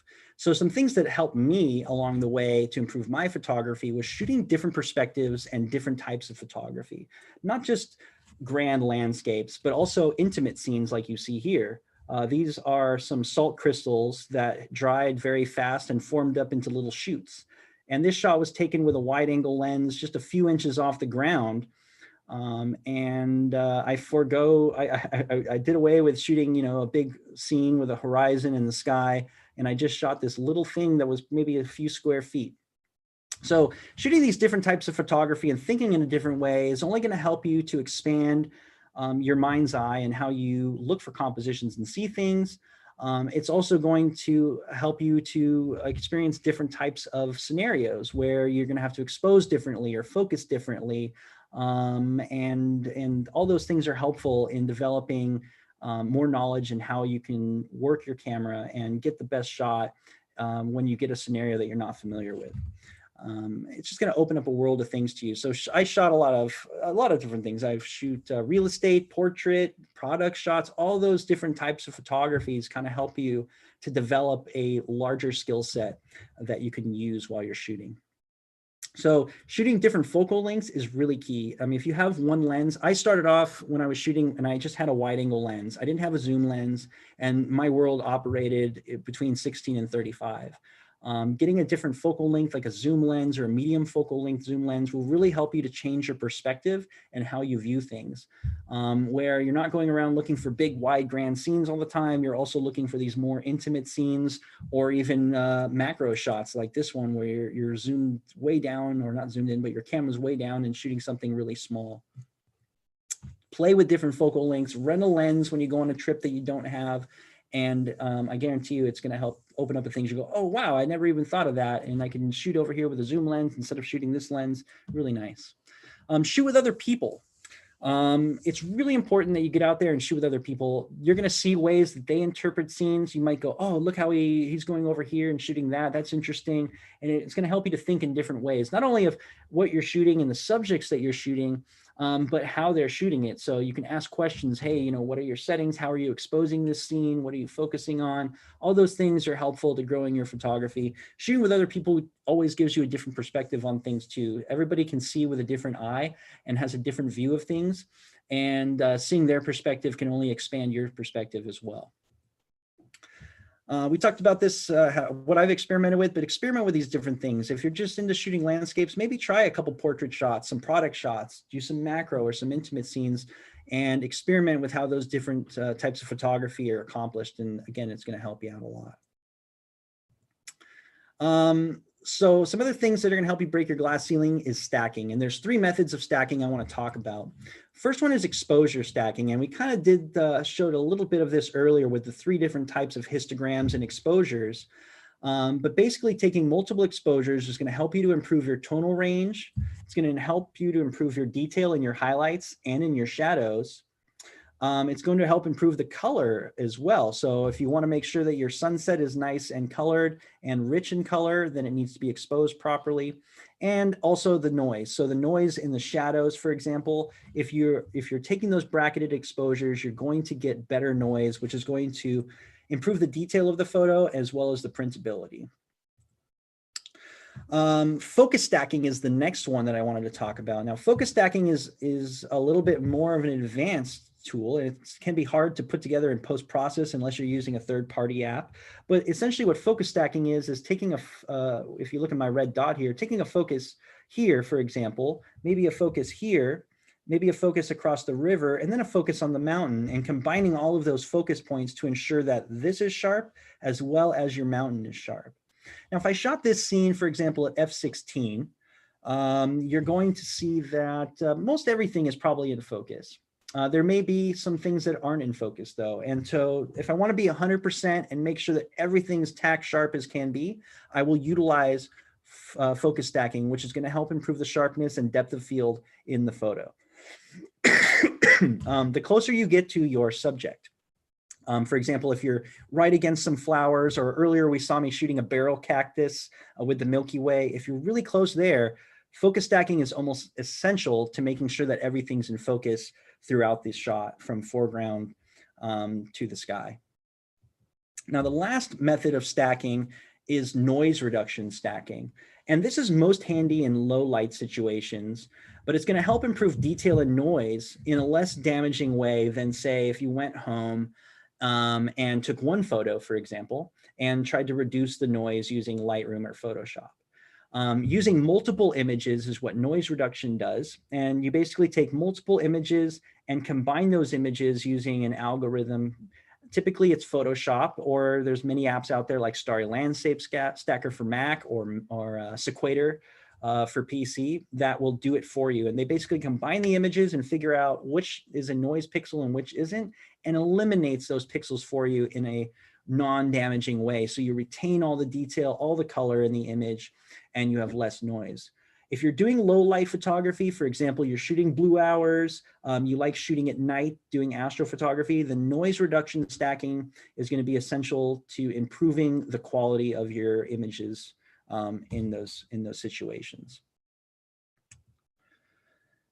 We're going to talk a little bit about filter use, and I'm going to give you some examples here of what a polarizer does first, and then we'll talk about some other ones. But shooting with a polarizer is really helpful to removing glare off of reflective surfaces, such as foliage, water, or glass. Here's a situation where the only thing that changed here was that I used a polarizer. The top, you can see that there is no polarizer used. There's a lot of reflection off of the water, off of the leaves, and you got some shine here. Where the bottom, you can see how much richer the greens are in here. And there's no editing done on this bottom photo. These are completely raw files. I simply just turned the polarizer on and I retained all of this information in the photo. So I love using a polarizer in the right situations. Remember that a polarizer only works at 90-degree light typically, but it will work very well. In this situation, I was almost shooting directly towards the sun. I just wanted to remove the reflective glare that we see here on the plants, and it worked very well. Here's another example of what polarizer does. On the left here with no polarizer, we can see the reflection of the water and almost the same exposure here. Maybe I think I forgot to change my shutter speed a little bit. It's a little bit darker, which a polarizer will do, but you can see I removed that reflection using the polarizer so that the color of the water is much richer. And when I go to post-process this, I'll have much better color down here in my water. So really key when you're shooting water or when you have reflective surfaces like foliage. If it's a wet morning on the grass, it'll help to remove things there. The last thing a polarizer does is kind of help the sky. This probably isn't the best example, but it's the first one that I came across. Up top here, I have no polarizer on, and you can see that there's really no detail in the sky.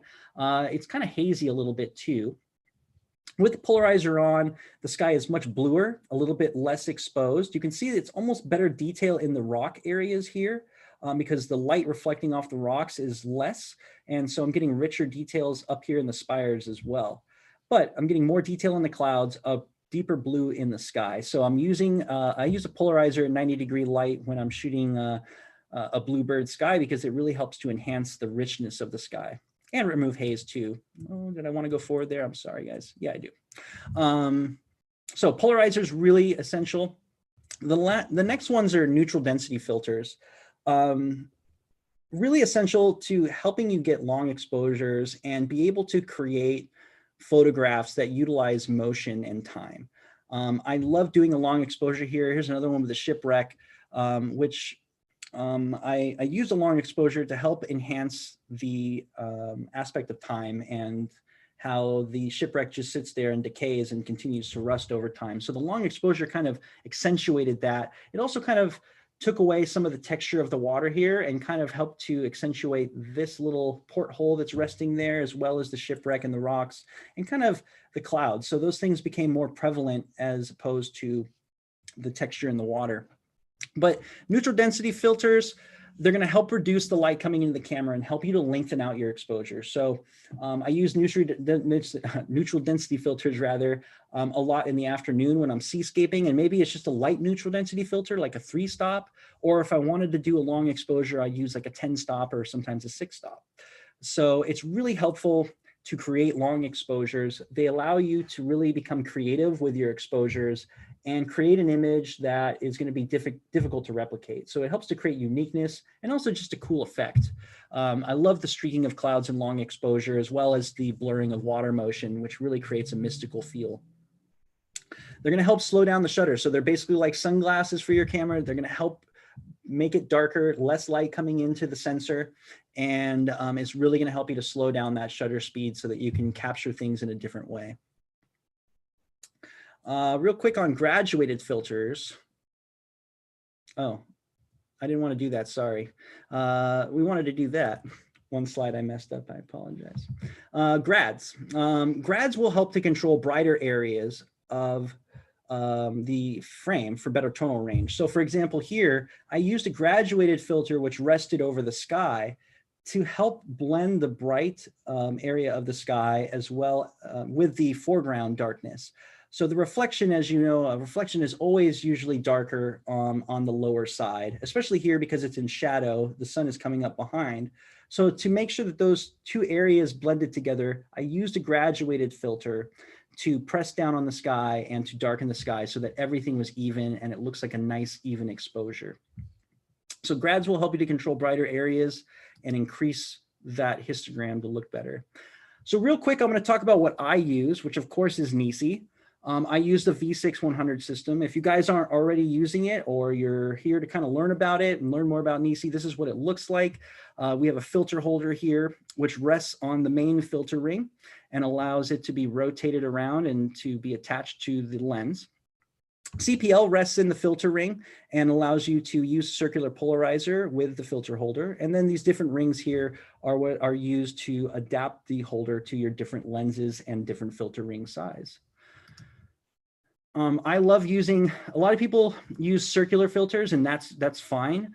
The one thing that you're going to miss out with a circular filter is having a graduation. While there are graduated filters in a circular filter format, they cannot be adjusted to up and down to rest where you need them to in terms of brightness.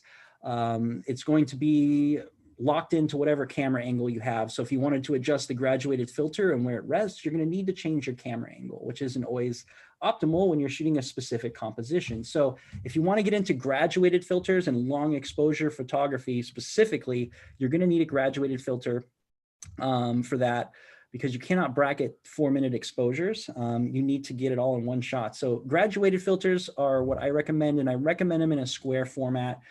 It allows you to do what you see here. Ooh, gosh, I'm so sorry, guys. This mouse is so sensitive to my touch. I apologize. But it allows you to rotate the filter, to move it up and down, and to move it left and right so that you can graduate the filter in a way that evens the exposure according to how the light is affecting the exposure. Light doesn't always come in one direction. It can come from the side. So being able to rotate the filter in one direction or the other way is really key. So I do recommend graduated filters in a square format. Quickly, I just wanted to take a look at some of these different ND types and talk about what I use. Of course, I use a full ND, which is black all the way through. I use those in different stops. I have a 3, a 6, and a 10-stop ND that I use for different situations, depending on how long my exposure is or how bright the scene is. I use a soft edge grad, which looks like this. And if you haven't used a grad, it's essentially what it looks like. Dark up top, lighter on the bottom. So we're gradually darkening down the scene because typically the sky is very bright up here and it's going to be darker down below. So we want to darken down the top part of the scene. It can also be flipped in reverse fashion, and you can darken down the foreground if there's a situation that requires it.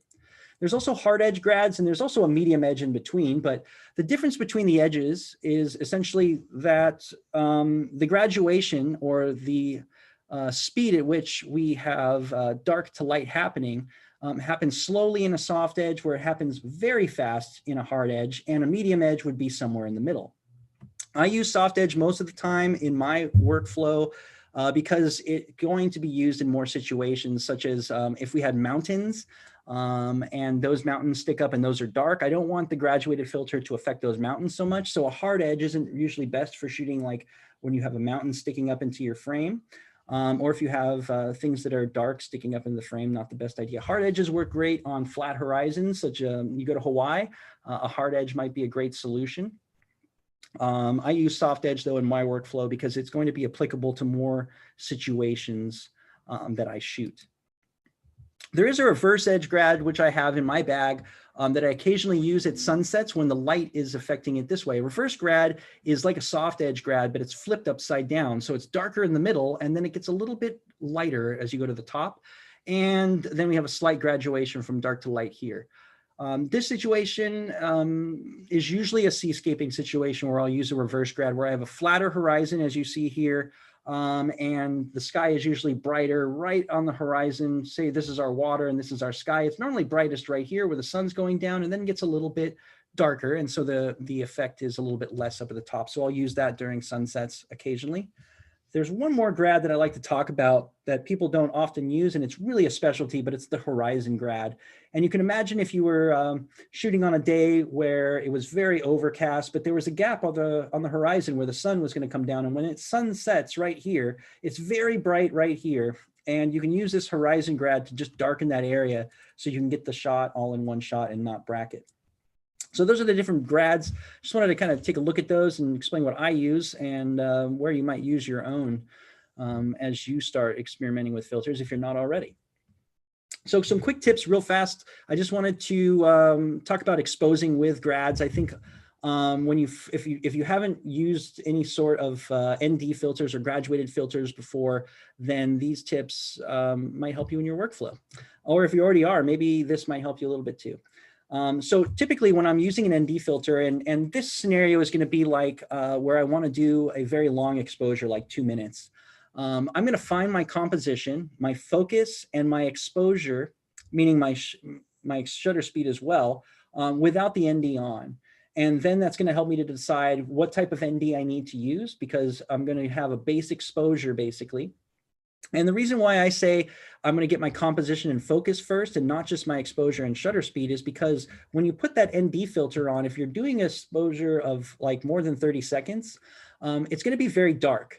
And the camera is going to struggle to even do an exposure simulation, or if you're looking through your viewfinder, if you have an optical viewfinder, you're not going to see anything.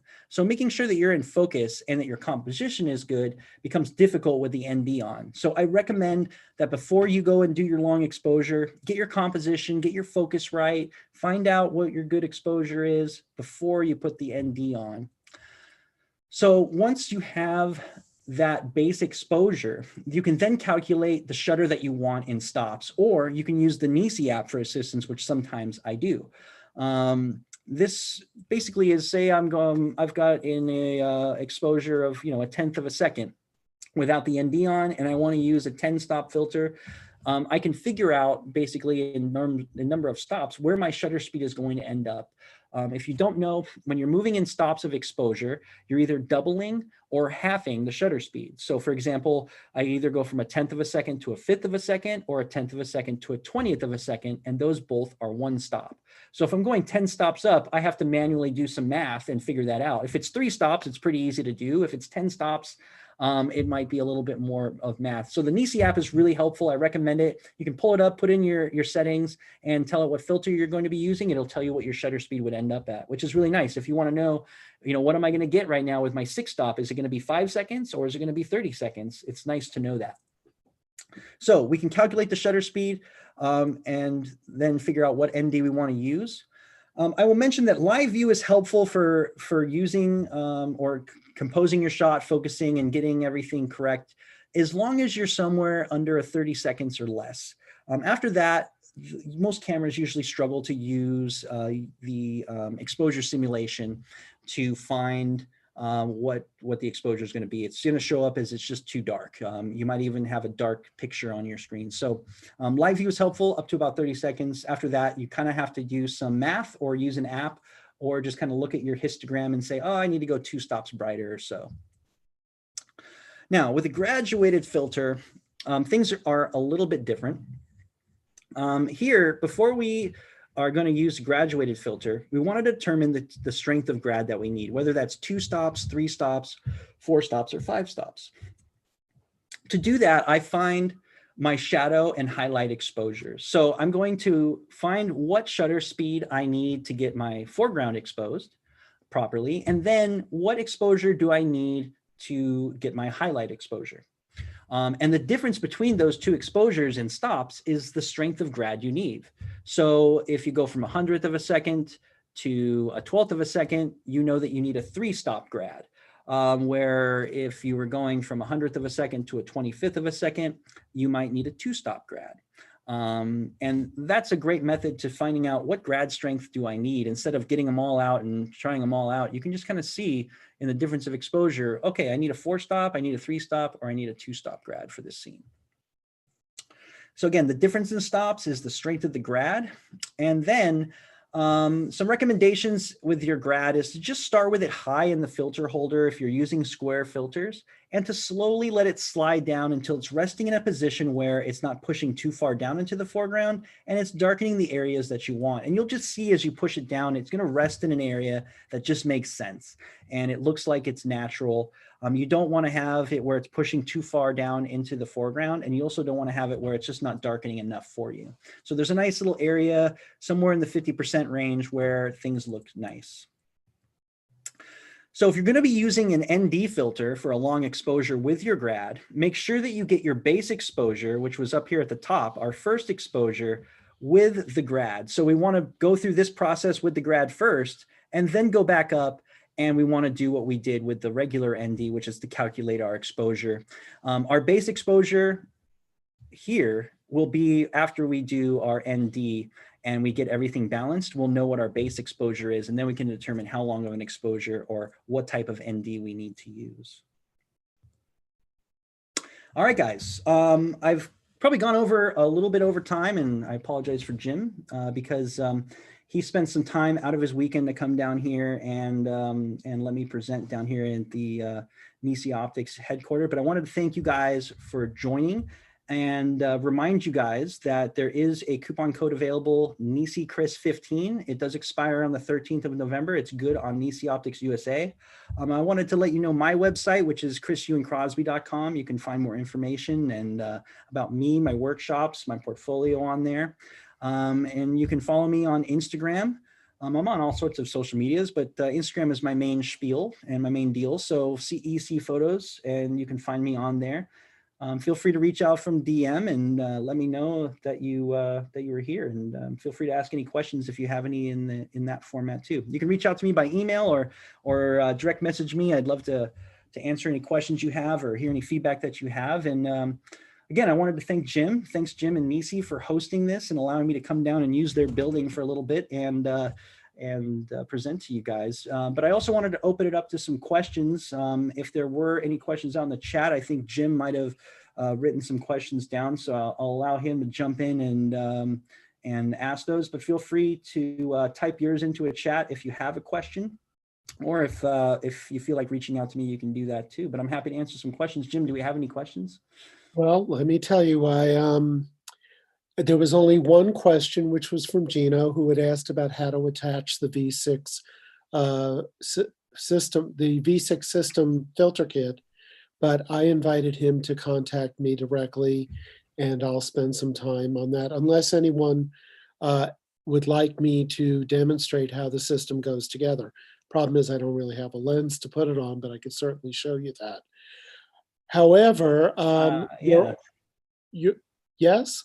Well, I'd love to do it, but mine's all put away in my bag right now. But I would mention that in addition to reaching out to Jim, which he'll answer all your questions on how the system's attached, there's some great videos on YouTube on the NiSi Optics USA YouTube channel that kind of show you how the system's installed and how it works. And I think you can reference that, and it'll probably give you some great tips for how to install it if Yeah, you're looking for a visual cue.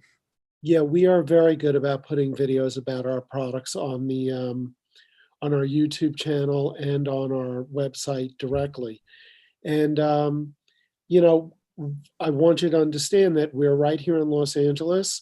We answer the phone, we answer chat, we answer emails. You know, we want to support our users and all photographers as much as we can.